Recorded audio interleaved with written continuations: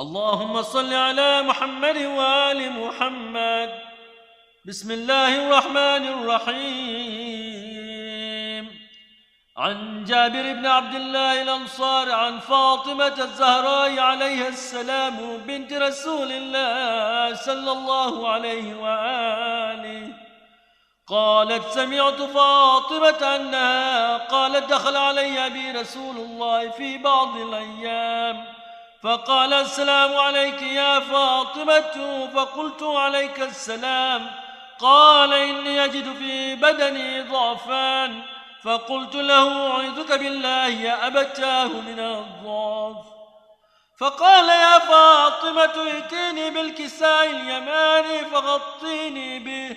فأتيته بالكساء اليماني فغطيته به وصرت أنظر إليه وإذا وجهه يتلأله كأنه البدر في ليلة تمامه وكماله. فما كانت إلا ساعة وإذا بولدي الحسن قد أقبل وقال: السلام عليك يا أمه. فقلت: عليك السلام يا قرة عيني وثمرة فؤادي. فقال: يا أمه إني أشم عندك راية طيبة كأنها راية جدي رسول الله. فقلت: نعم إن جدك تحت الكساء. فأقبل الحسن نحو الكساء وقال: السلام عليك يا جدا يا رسول الله، أتأذن لي أن أدخل معك تحت الكساء؟ قال: وعليك السلام يا ولدي ويا صاحب حوضي، قد أذنت لك. فدخل معه تحت الكساء.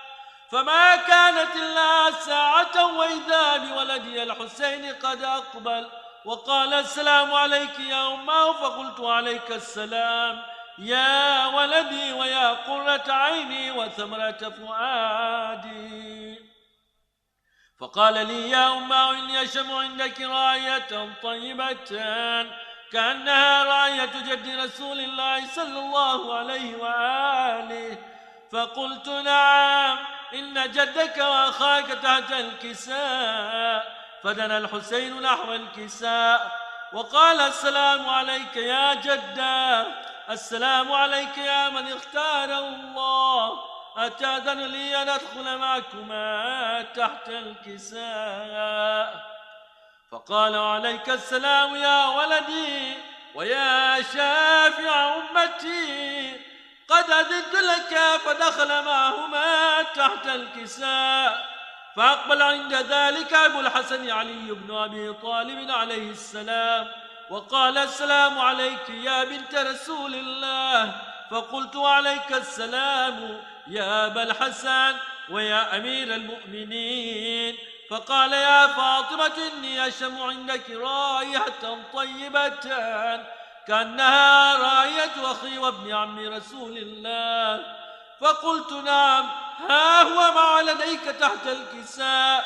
فأقبل علي عليه السلام نحو الكساء وقال: السلام عليك يا رسول الله، أتأذن لي أن أكون معكم تحت الكساء؟ قال له: عليك السلام يا أخي ويا وصيي وخليفتي وصاحب لوائي، قد أذنت لك. فدخل علي عليه السلام تحت الكساء. ثم أتيت نحو الكساء وقلت: السلام عليك يا أبتاه يا رسول الله، أتأذن لي أن أكون معكم تحت الكساء؟ قال: وعليك السلام يا بنتي ويا بضعتي، قد أذنت لك. فدخلت تحت الكساء. ولما اكتملنا جميعا تحت الكساء أخذ أبي رسول الله بطرف الكساء وأومى بيده اليمنى إلى السماء وقال: اللهم إن هؤلاء أهل بيتي وخاصتي وحامتي، لحمهم لحمي ودمهم دمي، يؤلمني ما يؤلمهم ويحزنني ما يحزنهم. أنا حرب لمن حاربهم وسلم لمن سالمهم وعدو لمن عاداهم ومحب لمن أحبهم. إنهم مني وأنا منهم، فاجعل صلواتك وبركاتك ورحمتك وغفرانك ورضوانك علي وعليهم، واذهب عنهم الرجس وطهرهم تطهيرا. اللهم صل على محمد وآل محمد. فقال الله عز وجل: يا ملائكتي ويا سكان سماواتي، إني ما خلقت سماء مبنيا ولا أرضا مدحيا ولا قمرا منيرا ولا شمسا مضيا ولا فلكا يدور ولا بحرا يجري ولا فلكا يسري إلا في محبة هؤلاء الخمسة الذين هم تحت الكساء. فقال الأمين جبريل: يا رب ومن تحت الكساء؟ فقال عز وجل: هم أهل بيت النبوة ومعدن الرسالة، هم فاطمة وأبوها وبعلها وبنوها. اللهم صل على محمد وآل محمد. فقال جبريل: يا رب أتأذن لي أن أهبط إلى الأرض ليكون معهم سادسا؟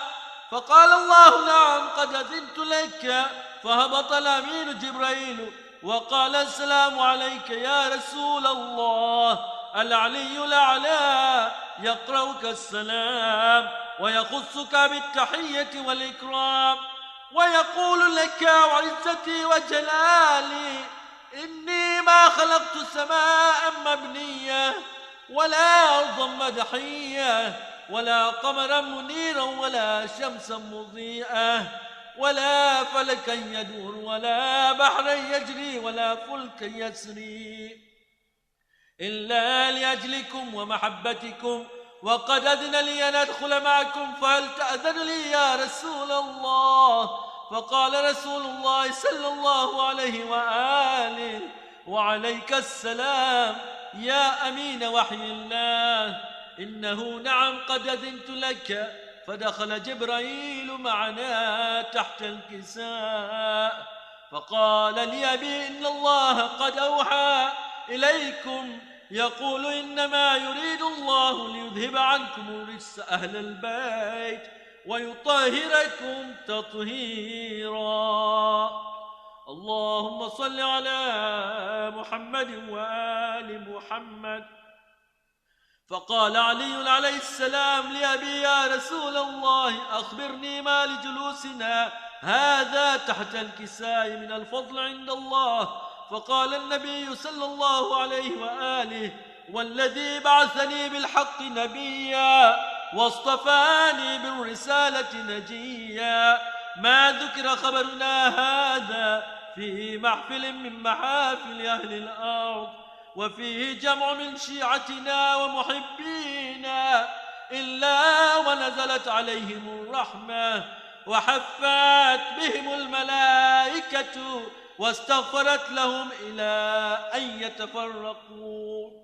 فقال علي عليه السلام: إذا والله فزنا وفاز شيعتنا ورب الكعبة.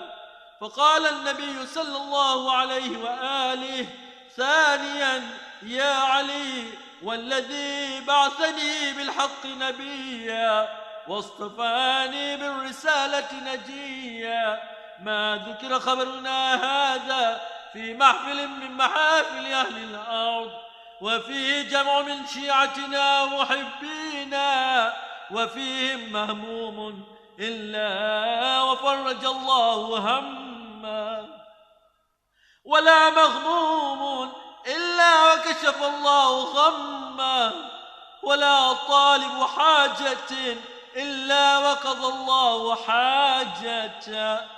فقال علي عليه السلام: إذا والله فزنا وسعدنا، وكذلك شيعتنا فازوا وسعدوا في الدنيا والآخرة ورب الكعبة. اللهم صل على محمد وآل محمد.